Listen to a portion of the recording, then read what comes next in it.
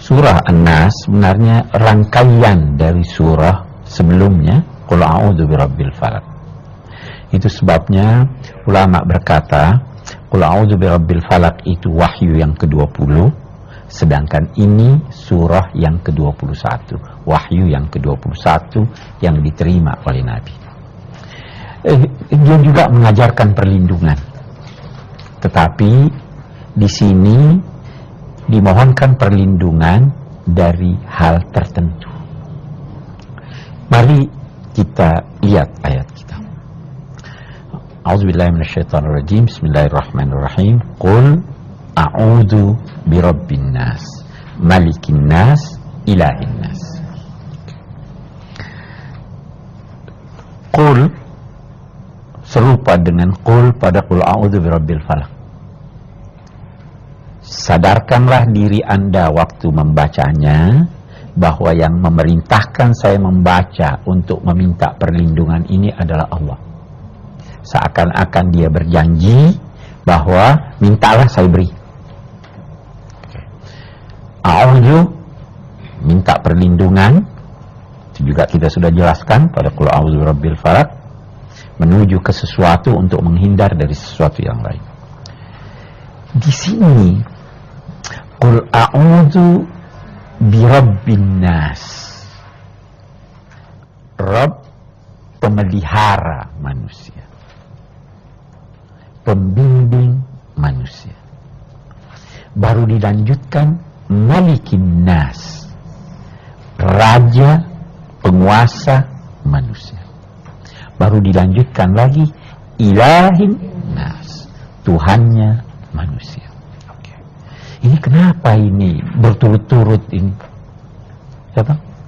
Kalau qul a'udzu birabbil falaq cuma satu. Qul a'udzu birabbil falaq. Hanya menyebut Allah dalam satu sifat, Rabbil falaq. Kalau di sini tiga. Rabbin nas, malikin nas, ilahin nas. Oke.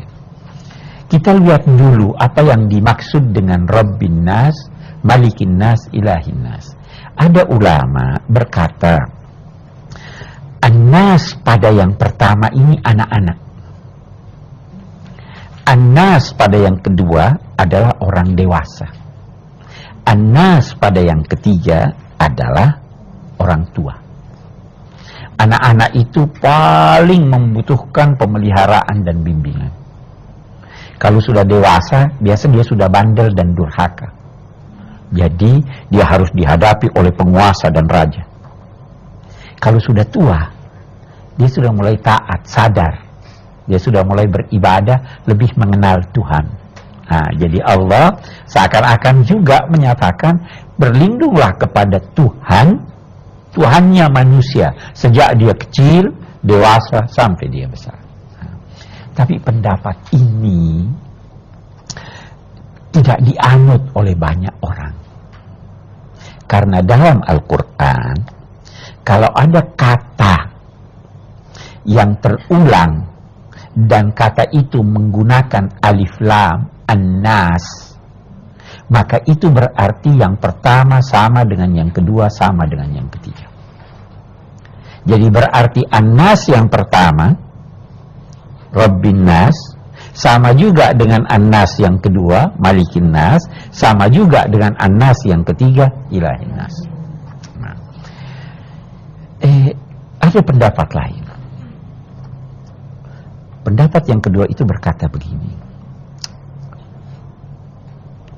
pemelihara itu belum tentu pemilik dan penguasa.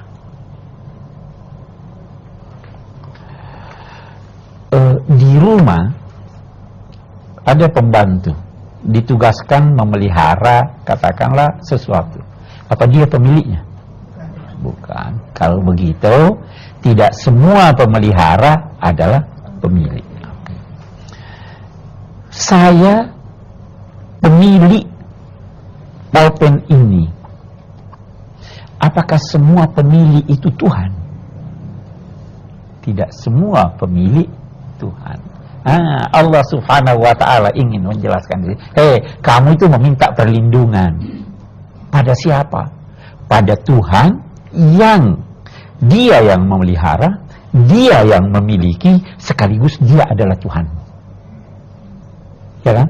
Jadi kalau ada orang yang tidak memelihara, yang mengganggu kamu, Tuhan bisa turun tangan. Ada yang pemilik yang mengganggu kamu, Tuhan bisa.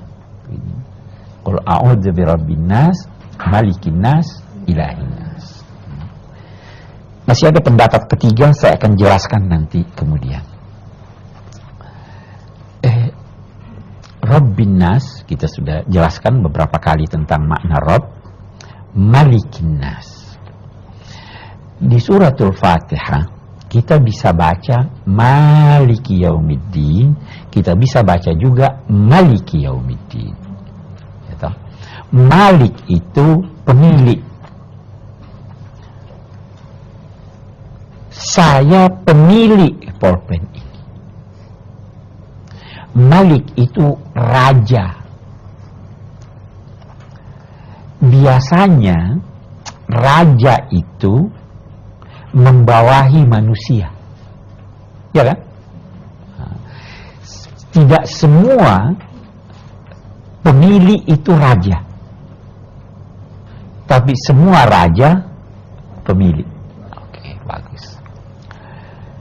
Karena raja adalah penguasa dan pemilik manusia, dan surah ini berbicara tentang manusia, maka surah ini tidak boleh dibaca Malikin Nas.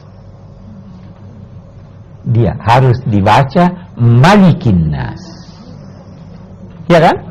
Karena dia bicara soal manusia. Oke.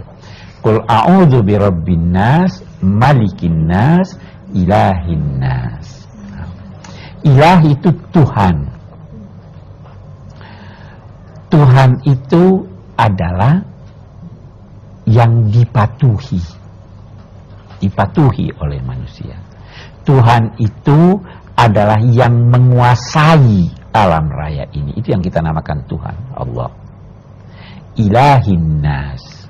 An-nas itu apa? An-nas manusia, ya. An-nas manusia. Di sini kita bertemu dengan memohon kepada Allah, menyebut 3 sifatnya. Yang dimohonkan itu apa? Min syarril waswasil khannas alladzi yuwaswisu fi sudurin nas minal jinnati wan nas. Yang dimohonkan di sini 1 atau 3? Mari kita bandingkan dengan Qul a'udzu birabbil falaq. Di Qul a'udzu birabbil falaq, nama Tuhan disebut sekali. Yang dimohonkan ada 3. Qul a'udzu birabbil falaq, min syarri ma khalaq, min syarri ghasiqin idza waqab, 1, min syarri nafasati fil 'uqad, wa min syarri hasidin idza hasad. Ketiga-tiga ini ada di luar manusia. Tukang sihir di luar manusia, yang hasud di luar manusia, ya kan? Ada di luar manusia. Yuwaswisu fi sudurin nas, itu ada di dalam manusia atau tidak?